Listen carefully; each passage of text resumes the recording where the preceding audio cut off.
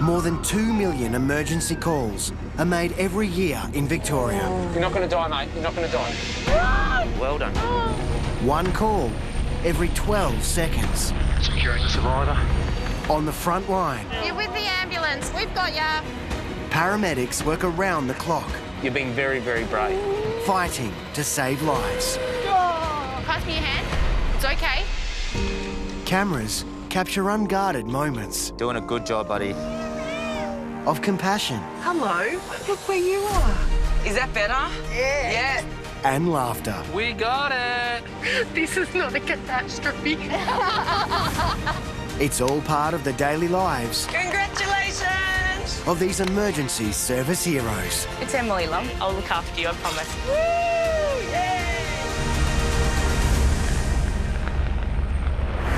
Marie, can you reach up? On this episode of Paramedics, Well, we need 4 people here, like right now. a brain tumour patient fights for her life after a terrifying seizure. Marie is now completely paralysed, so we have about 30 seconds to put the tube in and start breathing for her. There we go, it's all right. The fire brigade are going to chop each side of the car here. We need you to stay nice and still for us, mate. Can Cullen save the passenger in this horrific car crash?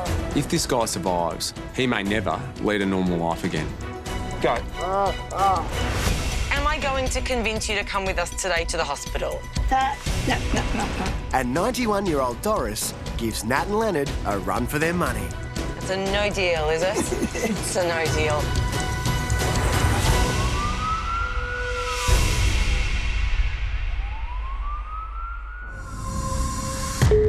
Emergency services. So there's been a car accident. Tell me what's happened. The car's flipped over. At the Victorian Emergency Communication Centre, an urgent call is coming in about a terrifying car rollover on a busy Melbourne freeway. Is anyone trapped that you know of? Is there someone trapped? I think so. One of them's not getting up too well. Hang on, there's just a woman running on the freeway now. 9 received. Intensive care paramedic Cullen is on his way, lights and sirens, to the time-critical case. There's a possibility that the patient could be critically injured. Head injuries, chest injuries, and potentially some fractured lower limb injuries. As Cullen dodges cars on the freeway, an alarming update is adding to his stress. It's just been upgraded to a priority 0, so 2 Micah paramedics are going due to the fact that the patient is in an altered conscious state. The traffic's pretty hectic. We're in the afternoon peak hour, after school pickup, trading knockoff sort of time, so it's really hard to get past the cars. But I need to keep pushing through to try and get there as quickly as I can. Should have an emergency lane up here, which we hopefully can jump into. Whenever we go to a car crash that is on a freeway, speed is generally higher and the risk of really severe injuries is massive. Car's on its roof. The first thing I see when I arrive at this crash is a car sitting on its roof with someone hanging out the side. There could be dead people in the car as well.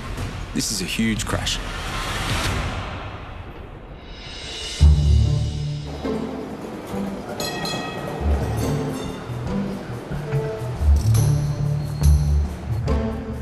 Maybe I'm just feeling a bit festive at this time of year. I don't know.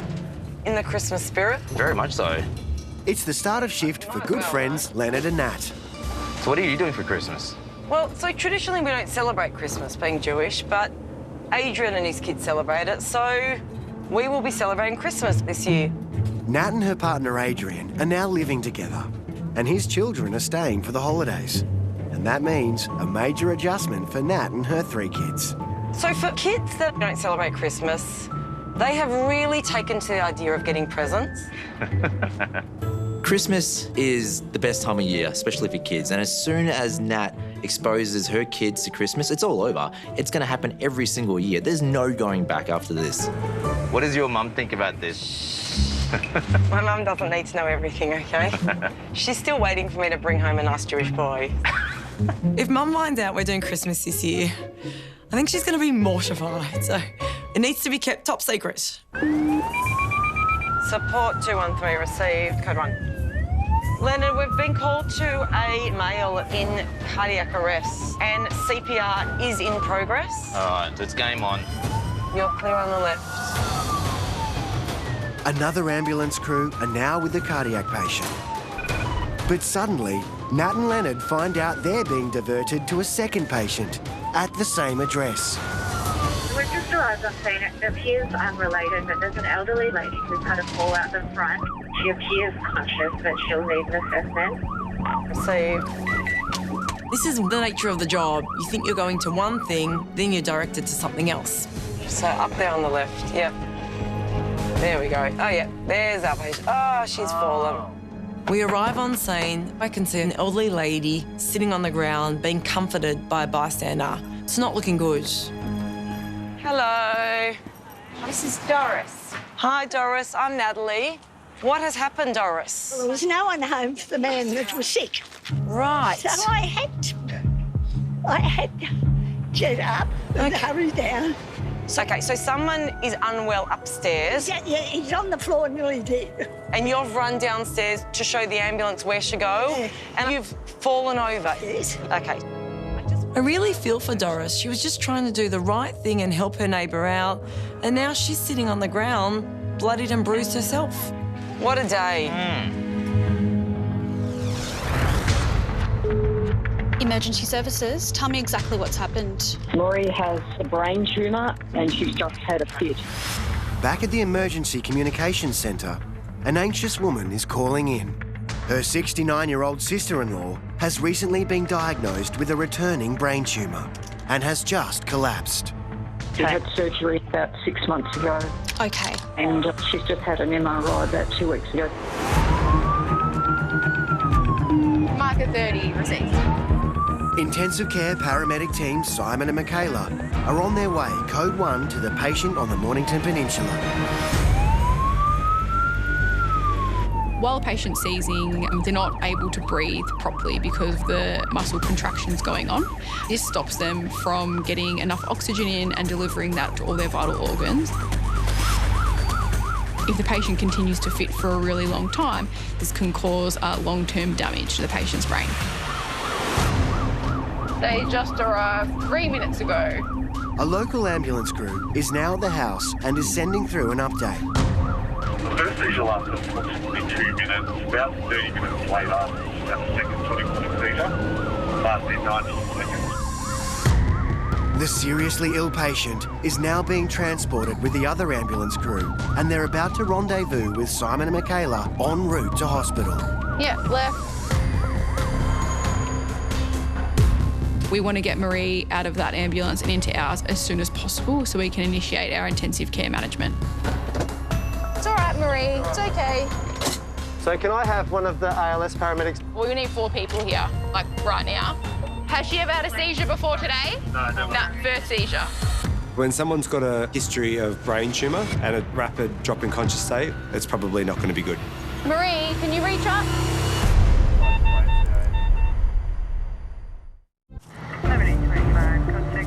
G'day guys, Colin from 99, how you going? On a busy Melbourne freeway, intensive care paramedic Cullen has just arrived at an horrific car crash. Is it just one patient? Just one patient. Yeah. The crushed vehicle is upside down, with a man trapped in the wreckage. And we've checked the car to make sure there's not more than one. Fire is a double. Okay. Like a response to 99, I've got one patient in the car still. There is a second patient that is decamped from the scene, but we don't know where that person is at the moment. Right, you with the ambulance, mate? Okay, breathe on that, in through your mouth, out through your nose. I'm going to give you a tourniquet. Can you set me up for a line, please? I'm looking at the patient who's sitting half out of the car. He's not wearing a seatbelt. I just want to get some monitoring on him before we move him. There's a high chance that he was like a pinball in that car. Could have collided with the other occupant, the dashboard, the seat, the roof. It's now upside down, so he's been thrashed around and that would have caused a lot of damage. Can you just give me a rundown of the injuries so far? Yeah, so sore left shoulder, pain in his right. Yeah. That gash in his right leg. Yeah, and you're pain in your tummy? Put that in your mouth, mate. Breathe through your mouth. Breathe through your mouth. And it's going to help you, OK? We're going to look after you, but you need to help us. People, when they've got a head injury or may have low oxygen going to their brain, can be agitated and they can be aggressive to us. No, you don't want. All right, just chill, mate. We're trying to help you. I need to just brush these things aside and focus on getting some pain relief on board to calm him down so that he can comfortably get out of that car and safely to hospital. That's in, mate. Stay still, stay still. Have we got that fentanyl handy? As Cullen gives the man some pain relief, witnesses of the accident are still in shock. I looked up and saw a car hit the pole and then flip, flip, flip, flip, flip. We pulled over and the alleged driver was there trying to get out of the passenger side and saying, let me out, get me out, get me out. So I just grabbed her under the arms and dragged her out. She was quite hysterical. And then she just bolted up the road here. The woman's disappearance will now be investigated by police. But Cullen's main focus is getting the trapped man safely out of the car. 100 on 70, but it's not a good reading. With his borderline blood pressure, it tells me that he's probably got some internal bleeding going on. The fire brigade are going to chop each side of the car here.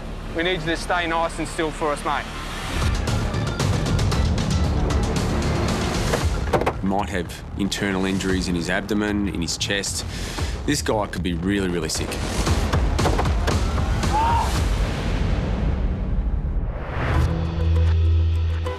Can I just have a bit of a feel of your neck? Do you have pain anywhere, Doris? No? Nat and Leonard are assessing Good Samaritan Doris. Do you know where you are at the moment? I'm perfectly all right. What month and year is it? It's December. Yes? 2020. Excellent. The 91-year-old was rushing to meet paramedics, who'd been called to help her critically ill neighbour. Can we take the glasses off? Leonard will clean you up. In the panic, she fell, becoming a patient herself. Are you a little bit anxious about what's happened? Oh, yeah. You are? OK. I was worried about him. I wasn't worried about me. Because your heart's racing a little bit, but I... Naturally, I mean. Naturally. OK. See your neighbour on the floor. He's in good hands. We're now here to look after you. Now, you definitely don't have any pain in your neck or your back? No? Leonard and Nat would like to apply a spinal collar, but the 91-year-old isn't interested. Yeah. Just get me out. I'll get those feet on the ground, I'll be right. Just a minute. Let's get the stretcher out and then we'll decide where to go from there. Well, I know what a stretcher. We've done our basic assessment, but I want to get Doris off the ground into the back of the ambulance so I can assess her from head to toe.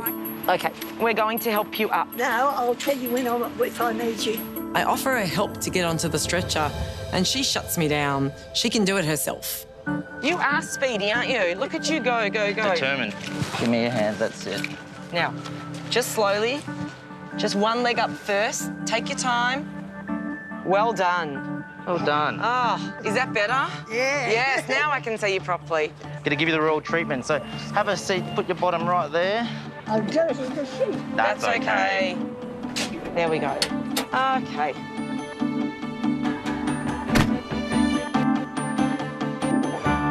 And you're normally this shaky? Yeah. Yeah? Can I just have a feel of your face? So, smile for me. Any pain in the jaw? No. No. Any pain in the cheekbones there? No. No? So this cut will need attending to.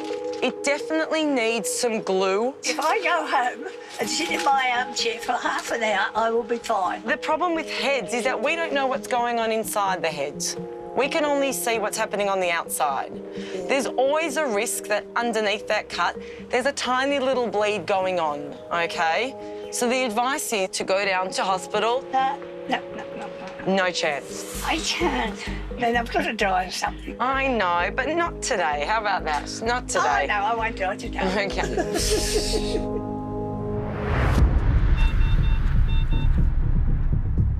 Simon, ketamine, 200 milligrams in 2 mils, expires in 2022. Yeah, thank you. At the Mornington Peninsula, Simon and Michaela are under pressure. They need to decide whether to put Marie into an induced coma and take over her breathing. It's okay, Dave. There we go. It's all right.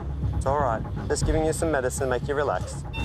The 69-year-old has been fitting for nearly 90 minutes, and the paramedics fear her brain could soon be starved of oxygen. So I've just given her the 20 of ketamine to settle her.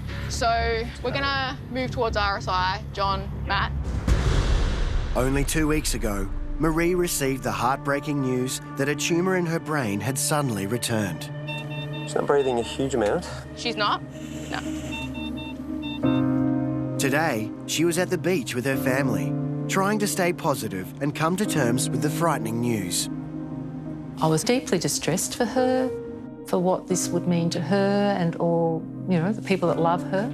It's all right, darling. My sister is a wonderful person, really upbeat, enthusiastic, just really embraces life, lives life to the fullest. There would be a huge hole in my life without my sister Marie.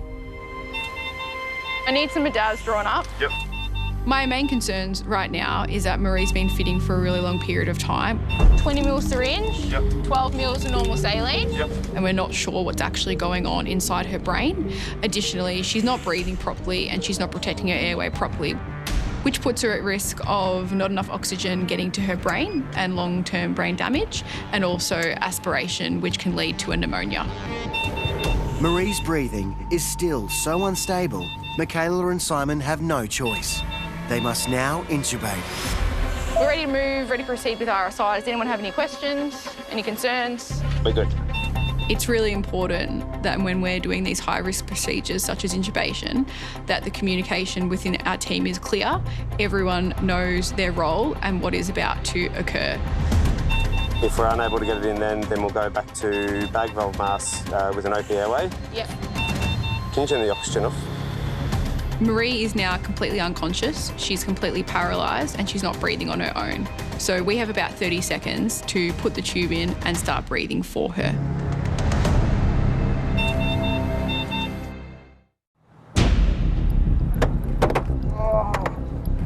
We've got to keep your arm just still there, buddy. On a busy freeway, a man is still trapped after the car he was in flipped in a shocking rollover. The driver of the car took off before police arrived. When you're ready. A few more bangs, and then we're going to put a board underneath you, mate, and get you onto an ambulance stretcher. Well done, mate. All right, can we get a couple of people ready with the board? Who's got that pain relief? He's a bit drowsy, so I don't want to give him too much. The deep cut in the patient's right leg has been bandaged to stop the blood loss. Can I have that other ampule, please? But what Cullen's really worried about is the potential for internal bleeding. All right, on go, ready, set, go. Sit down, sit down, sit down. Sit down. Awesome, smooth. Bring him right up so his feet are at the end, and then we're going to lay him back. This guy has a high chance that he's got a head injury, a chest injury, pretty good chance that he's got a broken pelvis, and I can clearly see that he's got fracture in his lower leg as well. So this guy is a bit like a smashed crab at the moment. I'm right to move slowly. Yep. I'm going to start moving towards the hospital. Better car accident, all right? Just having a look, mate. Is that painful? Is it your leg that's hurting? Yeah. I might give him 10 of ketamine. He's got a fracture there. These bumps aren't going to help things. Just sit down for us, mate. Just sit down, sit down, sit down. I think it's a ketamine. I'm just giving you some medication that makes you feel a bit weird, all right? If this guy survives, he's got major surgery ahead of him, scans, he's got weeks and months of rehabilitation. He may never lead a normal life again. I'm going to go inside, OK?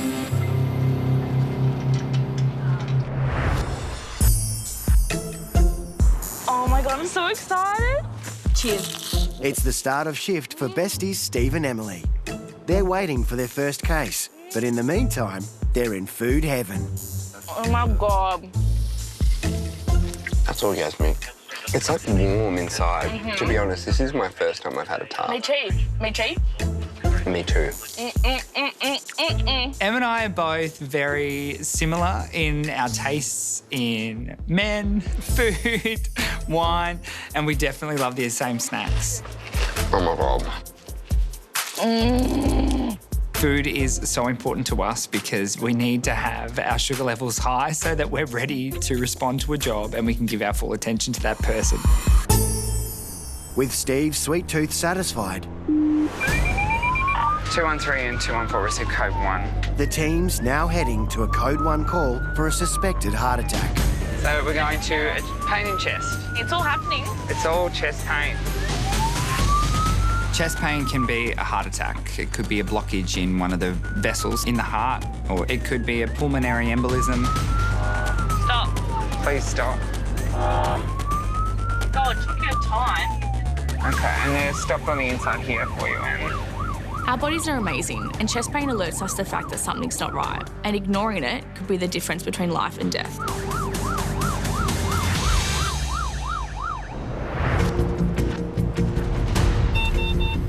Can you turn the oxygen off? At the Mornington Peninsula, Simon and Michaela are putting Marie in an induced coma after the 69-year-old collapsed and started having seizures. So going down the middle, looking for the vallecular. There it is. At this moment, my heart rate's up a little bit. I'm a little bit nervous because my role is to successfully intubate the patient. Through the cord. Yep. And there's a multitude of things that could go wrong if done incorrectly. You could put the tube in the wrong place in the esophagus and the patient's oxygen levels can get critically low. You could also damage teeth or the airway when you're trying to see where you need to be, which can cause bleeding, which then can go into the lungs. We'll go down to 22 at the lip. Yep. Yeah. Watch your eyes, You got the everybody. tube? Yep, I've got the tube. Yep. Half up. Yep. Okay. Good waveform. Once Simon's placed the tube, I'm looking at the monitor to ensure we have a normal waveform to see if the tube has been placed in the right spot and if we are now effectively breathing for Marie. So chest is clear, good air entry. After a final check, Simon confirms the intubation has been successful. End titles of 36. We've got a normal respiratory waveform. When I look at the monitor, I do have a sense of relief knowing that we've got the tube in the right spot. We can now move forward, continue to manage Marie and then breathe for her. So, Matt, I'm happy to start moving. Currently, Marie's stable, but she still is critical and needs ongoing care at hospital. One of the potential causes for Marie's seizures is a brain tumour she was recently diagnosed with. So she has a meningioma. Yes, surgery in July to have the tumour removed. And did it get removed? As much as they could, but they thought it was very slow further intervention. But on a recurrent scan, it had grown a lot faster than anticipated, apparently. Okay, all right. Marie and her family have been through so much with the brain cancer, and now to be presented with potentially this seizure activity, potentially a stroke, must be extremely worrying for them. We're really hoping that Marie's going to be okay. It's good, that pole. But we also are really concerned because we don't know what the outcome's going to be. We don't know what's going to be on her CT scan. And I am worried that this might be an end-of-life event for her. No guarantees.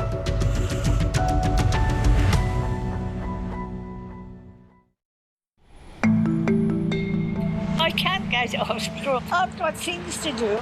You know, the concern is you're 91, you're living at home alone independently. We don't want to leave you at home and then something happens to you. Nat and Leonard are trying to get Good Samaritan Doris to agree to go to hospital. No, I can't.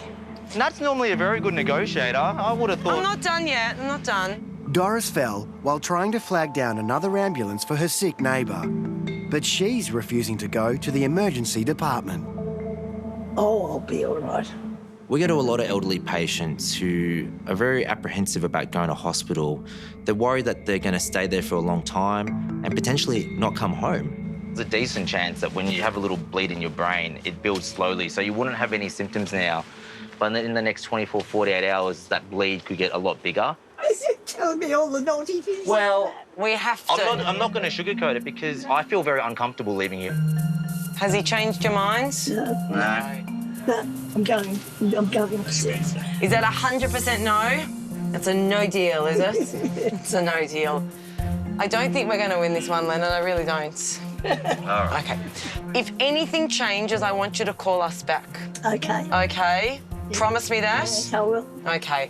I'm very frustrated that Doris won't come with us, but she seems to understand the risks involved. And at the end of the day, every patient has the right to make their own decisions about the medical care they receive. Now, is there anything else we can do for you? I didn't want to bring my nephew. Definitely. So we've got Doris inside, we've spoken to her nephew, he's going to come over and check on her. Makes me feel a lot better leaving her at home. I will recover very quickly. I have no doubt, but I've told you what to look out for, and if anything changes, ring 000. Is there anything else we can do for you? No, you've done enough. Do you want something to eat? Oh, tempting. We're good, thank you very much. Thank you, though. Take the bottle. No, we're good. Thank you, though. We appreciate it. You're very you take kind, care, OK? OK, all the best. Bye-bye, Doris. See you later. Bye, Doris.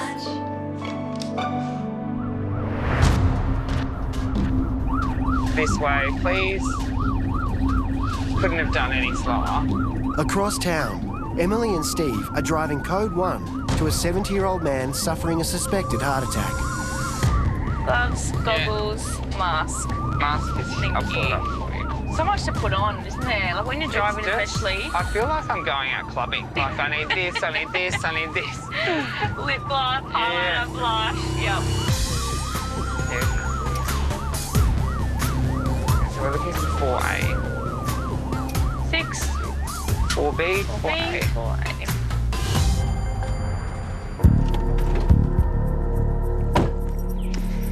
Hello. Oh, hello. The team is met with a warm welcome, but need to get inside to assess the patient. Hello, sir. What's your name? Asher. Steve M. What are you called for today, Asher? It feels like my heart's racing at a hell of a pace, and I've got a funny kind of a pain over here. Okay. Is this a new pain and new feeling? Yeah. What time did it start today? Late this morning. I left it and I thought it would go away. Okay. Anyone with chest pain, we always treat cardiac until proven otherwise. Em's just going to attach this heart monitor to you.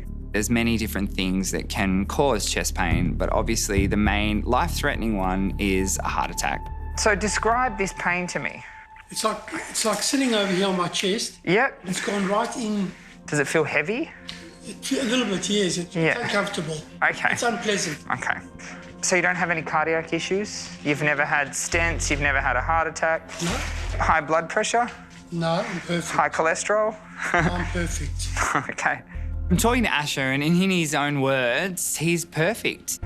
But look, at the end of the day, heart attacks can present in many different ways, shapes and sizes. You don't have to be on the ground, unconscious, just before hitting cardiac arrest. Can I just open this all up? Sure. Because we're going to have to paint a very big picture of your heart. Thank you so Watch much. I'm heartless. I don't know where you're going to find my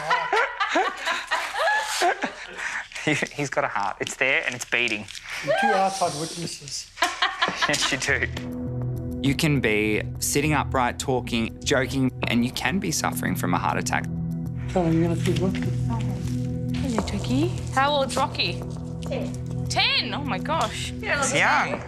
I loved seeing Rocky sitting next to Ash's side. It was like he was protecting him and he was watching everything we did. 100% I feel like Rocky knew what was going on. I feel like dogs are really instinctive like that. Oh, nice and still, okay? STEMI. Okay. I'm looking at the ECG now and it's quite alarming. The monitor has said that Asher is actually having a heart attack. It is telling us that you've got a bit of a blockage in one of your main arteries in your heart. Alarm bells are going off in my head and I look at Em and we know this patient is currently in a serious condition. You need to go up to hospital immediately. Like, this is time critical.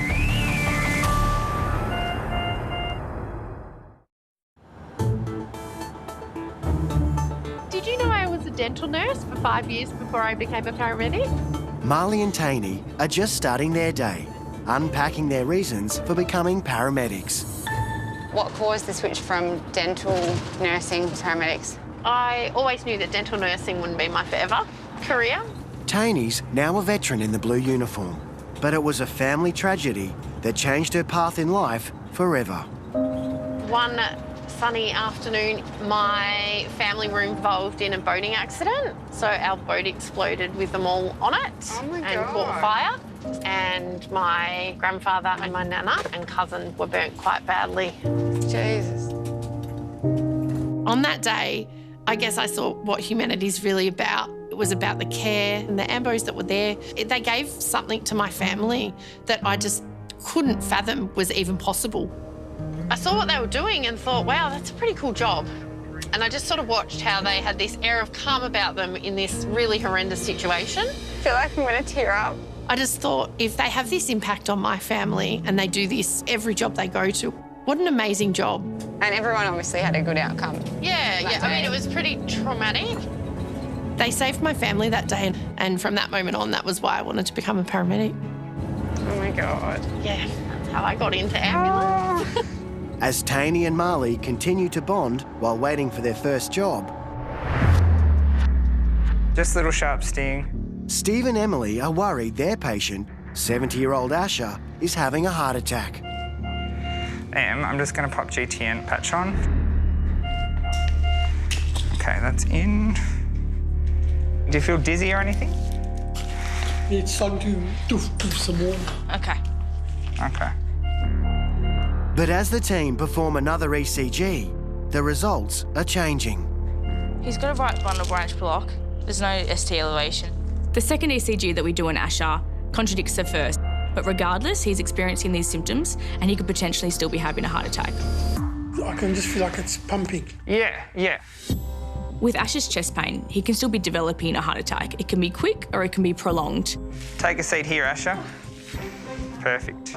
There's no such thing as a small heart attack, and essentially you can still die. We need to treat that accordingly and get him to hospital. Now, swing your legs up. Is that pain still there? Yes. Okay. I'll give you something else for it. Now, your wife's going to come say goodbye. Goodbye, dear.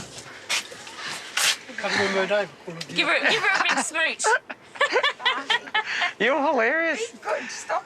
I love it. PG. Keep it coming. How long have you been married for? Well, I said 143 years. Yeah, and how long she did she says say? 43 years. So I'll leave it to you guys to work out. That's what it feels like. We know you love her. Oh, look. If I had my life over again, it would be the same woman again. Oh, that's No, she's a good, beautiful. Wonderful mother and grandmother to the grandchildren. With all Asher's light-hearted humour, you can definitely tell they're deeply in love and have been for 43 years. Like, you could feel it in the air. They were both very happy with each other and it made me smile. You good to go, Stevie? Yeah, I'm good to go, It's a quick trip to the hospital, but despite Asher's light-hearted attitude, Steve still has concerns. So I don't want to say anything in front of my wife, but this has happened a few times. How many times has it happened? Once or twice, maybe 3 times max. Even though Asher is looking quite well, this isn't reassuring for me because if Asher has a clot in his heart, we can't fully discern whether it actually is in there and how big the clot is.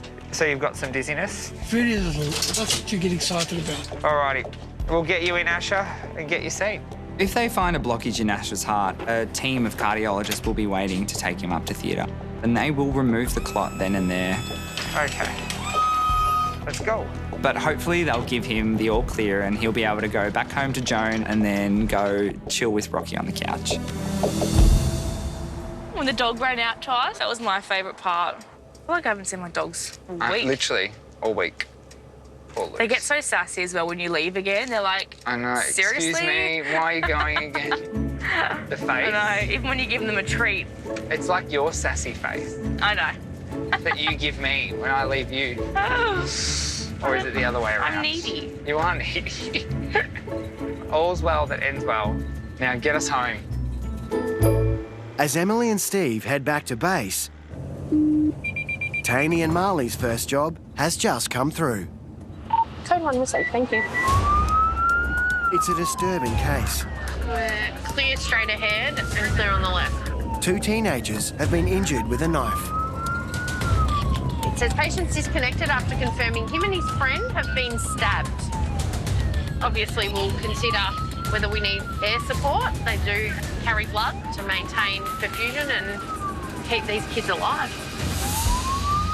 When we go to a stabbing, there can be multiple organs that are bleeding out that we don't see until it's almost too late. I feel like I'm a very cautious driver when it comes to driving Code 1. But for 2 kids, you've got a bit more gusto when you're driving. just round the bend. Here we go.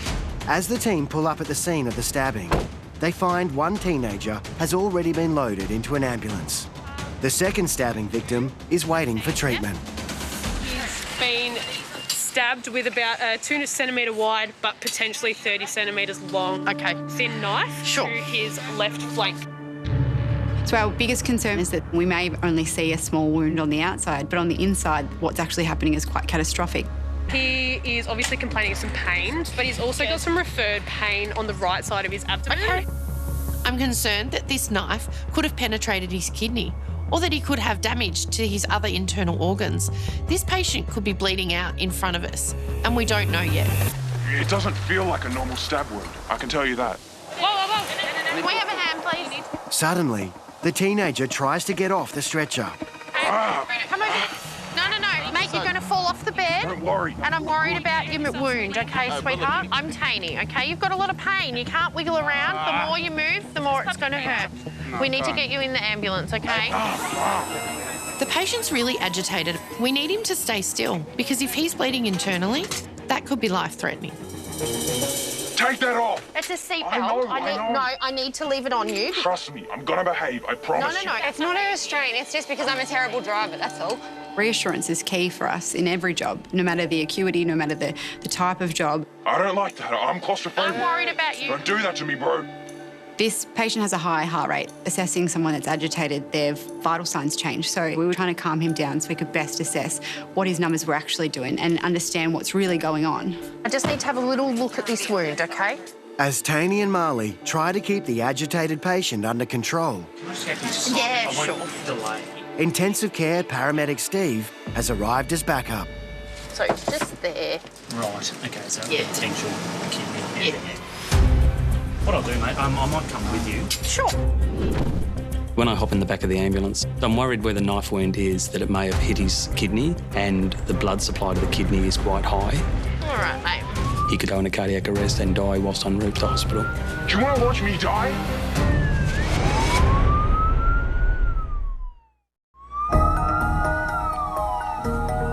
Do you want to watch me die? Taney and Marley are transporting a young stabbing victim to hospital. That's why I'm coming down here, mate. Just for you, buddy.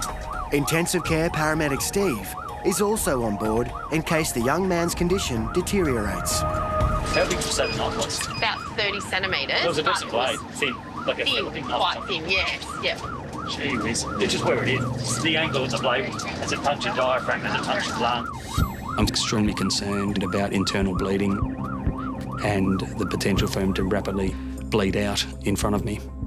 You don't have any discomfort down here, mate, just where I'm pushing down in your groin area? It's hurting back more on that side than it is on this side.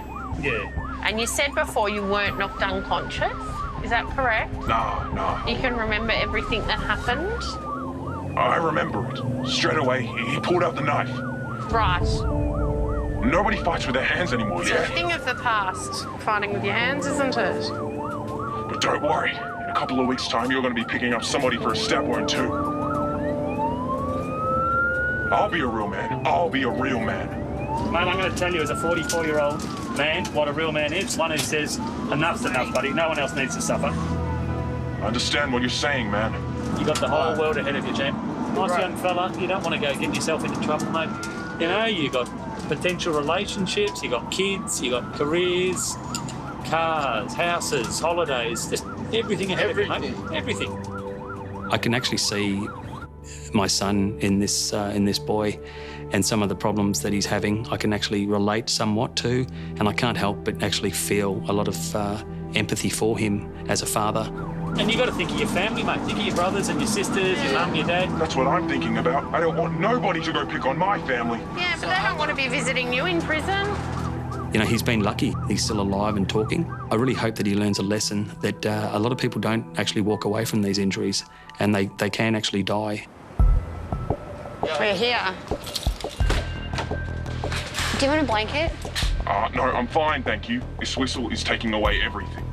We arrive at hospital and this young man will certainly go for scans. You'll have a trauma team assess him. He'll have some antibiotics, and I believe he'll probably end up in surgery later tonight. Do you like your job? Yeah, it's a good job. You have to deal with dickheads like me, though. Oh, you're not a dickhead. I was for a bit. Yeah, but that's all right. We're all good now, aren't we? Yeah, we're all good. I'm really hoping this young man pulls through without any major consequences as a result of his injury and goes on to have a successful life free of any more violence.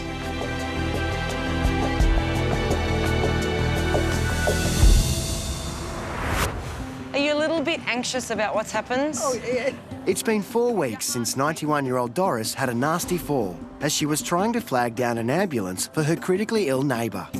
Let's get the stretcher out and then we'll decide where to go from there. No, I don't want a stretcher. The good news is the neighbour survived, and Doris eventually took Nat and Leonard's advice and went to a doctor to be checked out. Well done. Oh, is that better? Yeah. Yes. While Doris says she's doing just fine, her nephew is continuing to check in on his very independent auntie. The passenger in the horrific car rollover on the freeway was treated at hospital. Just sit down for us, mate. And luckily survived the massive impact. Police are still making inquiries about the alleged driver who ran away from the crash site. I'm heartless. I don't know where you're going. Asher spent the night in hospital undergoing multiple cardiac tests. Let's go.